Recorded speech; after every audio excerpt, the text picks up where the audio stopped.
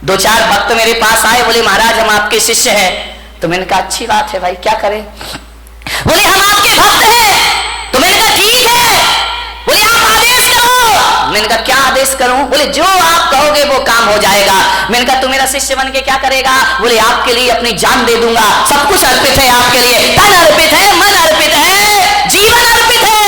मैंने कहा जीवन नहीं चाहिए मुझे, तन नहीं चाहिए मुझे, मन नहीं चाहिए मुझे। तो बोले महाराज आपको क्या चाहिए? मैंने कहा मैं अपने भक्तों में ऐसे भक्तों को, ऐसे लोगों को मैं अपना भक्त नहीं बनाता हूं जो मेरे लिए जान देने को तैयार है। अरे मेरे लिए मरने को तैयार मत रहो। सच्चा भक्त यदि मुझ पे मर जाएगा तो वो सच्चा भक्त नहीं होगा।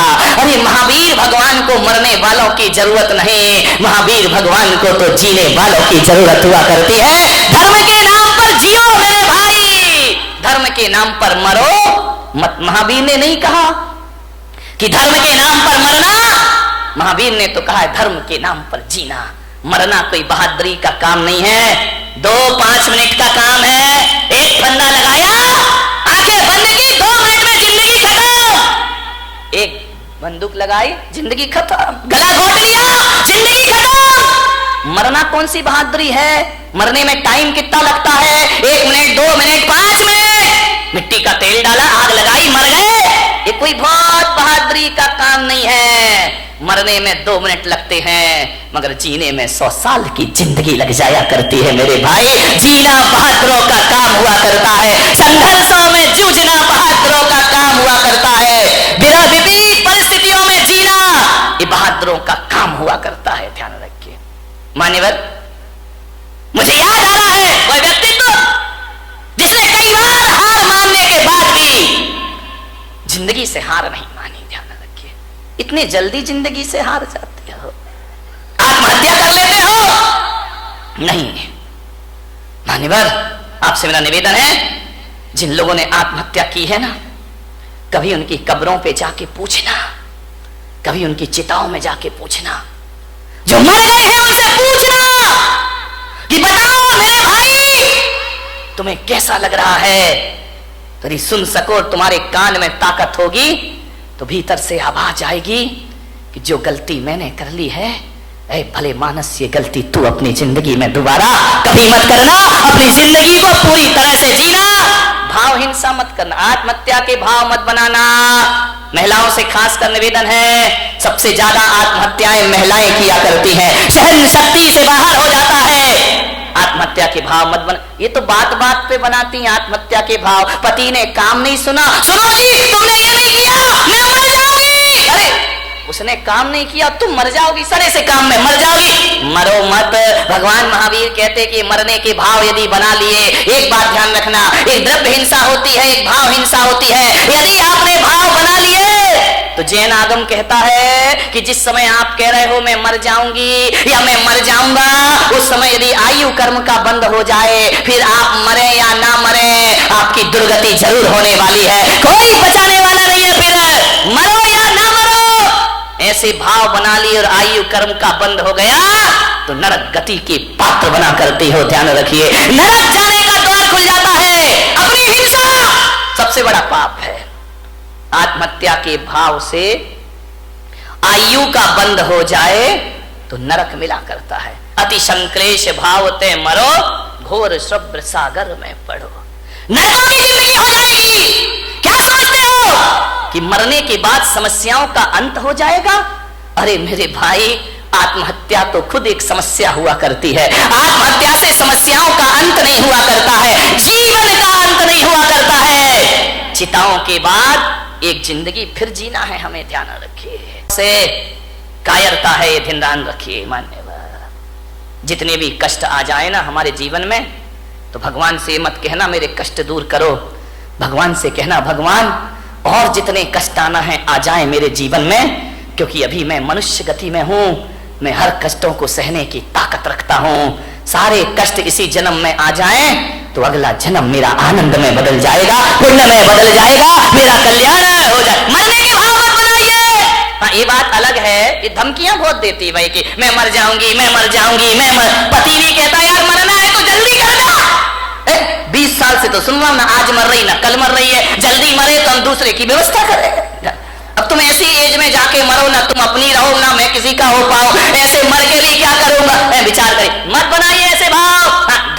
समझते हैं ना, बिना धमकी के महिलाओं ये सुधरने वाले भी नहीं है। बिना धमकी के तुम्हारा काम भी नहीं होता। धमकियां दो, जरूर दो। आज से इस पंडाल से एक संकल्प लेकर जाओ, यदि तुम्हारा काम ना सुने तो धमकी दो। धमकी देना, धमक मत देना, नहीं तो गड़बड़ हो जाएगा, ध्यान रखिए। इन्हें धमकियां दीजिए, लेकिन ये धमकी मत देना कि मैं मर जाऊंगी, और तुम दोगी भी तो इन्हें विश्वास नहीं होता। ध्यान रखना कि 50 साल से तो सुन रहे यार, मर जाऊंगी मर जाऊंगी, तो बोलती रहती है, बकती रहती है, कोई सुनने वाले नहीं है। मैं आपको अपने काम बनवाने का एक सूत्र दे रहा हूं, ध्यान रखिए, बहुत प्यारा सा सूत्र दे रहा हूं। यदि वो बात बोल दी तो ये तुम्हारा काम जरूर सुनेंगे, तुम्हारे मन की इच्छा जरूर पूरी करेंगे। मरने से तो बिल्कुल भी करने वाले नहीं है, ध्यान रखिए। आपसे मेरा निवेदन है, अब यदि कोई काम तुम्हारे पति तुम्हारा परिवार ना करे तो ये मत कहना कि मैं मर जाऊंगी। आज से नियम ले लो, ऐसी धमकी देना, कहना मैं आरी का बन जाऊंगी, मैं साध्वी मैं सन्यासिनी हो जाऊंगी। नहीं आया समझ में? नहीं, तुम्हें नहीं आया, इन्हें जल्दी आएगा, क्योंकि मरने पर तो इनका विश्वास है कि ये मरने वाली बिल्कुल नहीं है, ध्यान रखिए। लेकिन यदि तुमने कह दिया कि मैं माता जी बन जाऊंगी, मैं आरी का बन जाऊंगी, तो ये सोचेंगे यार हो सकता है महाराज के लपेटे में आ जाए और घर छोड़ करके माता जी बनने। चलिए ध्यान रखिए मान्यवर, बात केवल हंसने की नहीं है। जिस क्षण आप कह रही हो मैं आरी का बन जाऊंगी, मैं साध्वी बन जाऊंगी, उस समय यदि आयु कर्म का बंद हो तो ध्यान रखना, आरी का बनो या ना बनो, देवगति की पात्र हो जाया करती हैं। ध्यान रखिए, सदगति हो जाती है हमारे जीवन में। जब बुरे भावों से दुर्गति हो सकती है तो अच्छे भावों से सदगति क्यों नहीं हो सकती है? जब जिंदगी से तंग आ जाओ तो आत्महत्या के विचार मत बनाना, संन्यास के विचार बनाना। तुम्हारे विचार तुम्हारे जीवन को पवित्र कर देंगे। ध्यान रखिए, मरने के भाव मत बनाइए, संन्यास के भाव बनाइए, वैराग के भाव बनाइए। और एक बात और बता रहा हूं, 3 चीज बड़े झटके में होती हैं, ध्यान रखना, संन्यास, दान और आत्महत्या।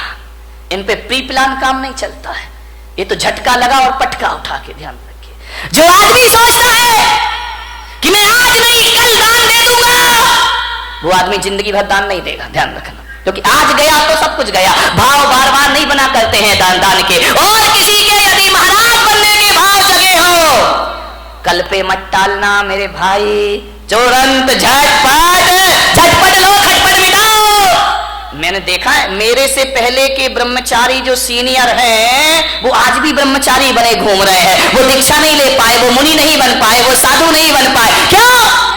पुराना हो गया सन्यास, पक गया सन्यास। अब दीक्षा के भाव ही पैदा नहीं हुआ करते हैं, अब उनके भाव ख्याति लाभ के हो जाया करते हैं। विनय महाराज बने, जब अपनी पूजा हो रही है तो महाराज बन गए, क्या करेंगे? ध्यान रखिए, विद्वान कभी दीक्षा नहीं लेता, पंडितों ने कभी दीक्षा नहीं ली, सन्यास नहीं लिया। ध्यान रखना, ये दूसरों को सन्यास दिलाते हैं, खुद का नंबर आता है तो खुद पीछे हो जाया करते हैं। एक पंडित जी मुझे मिले, अब वो इस दुनिया में नहीं है। उनकी जब पहली बार मुझसे मुलाकात हुई, उन्होंने कहा कि जब मैं ब्रह्मचारी था, उन्होंने कहा कि भैया जी मैंने 150 पंच कल्याणक करा दिए। कितने?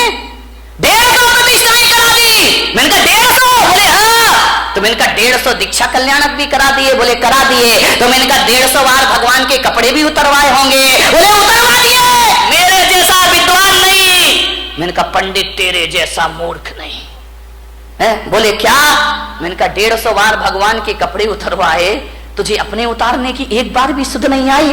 और मैंने कहा पंडित मैंने एक भी प्रतिष्ठा नहीं कराई, लेकिन एक बार देखी और मेरे कपड़े अपने आप उतर जाया करते हैं। विचार करिए, सोच विचार नहीं। आचार्य विद्यासागर जी महाराज, उनकी दीक्षा हुई। महाराज अजमेर में थे, नए दीक्षार्थी थे, नई दीक्षा हुई थी। बड़ा प्यारा प्रसंग है उनका।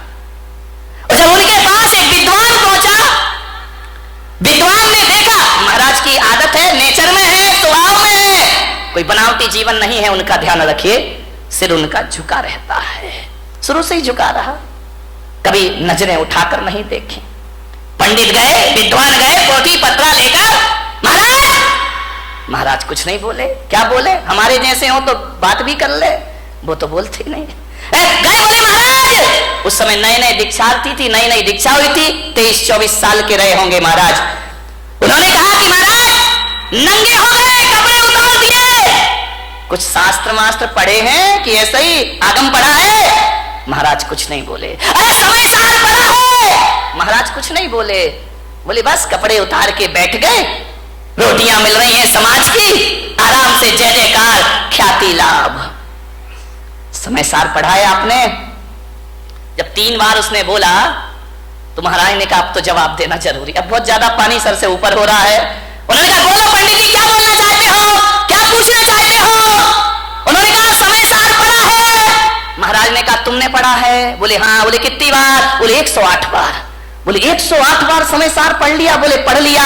आचार्य से पूछा आपने पढ़ा है? महाराज ने कहा पंडित जी हमने तो 108 बार नहीं पढ़ा है, हमने 1 बार पढ़ा और कपड़े उतर गए, और तुम 108 बार पढ़ रहे हो, आज तक कपड़े उतारने की सुध नहीं है, आज तक संन्यास की बात नहीं है, क्या पढ़ा है तुमने? हमने 1 बार पढ़ा और जिंदगी बदल गई। तुम जिंदगी भर पढ़ते हो, तुम्हारे जीवन में कोई परिवर्तन नहीं हुआ करता है, ध्यान रखिए।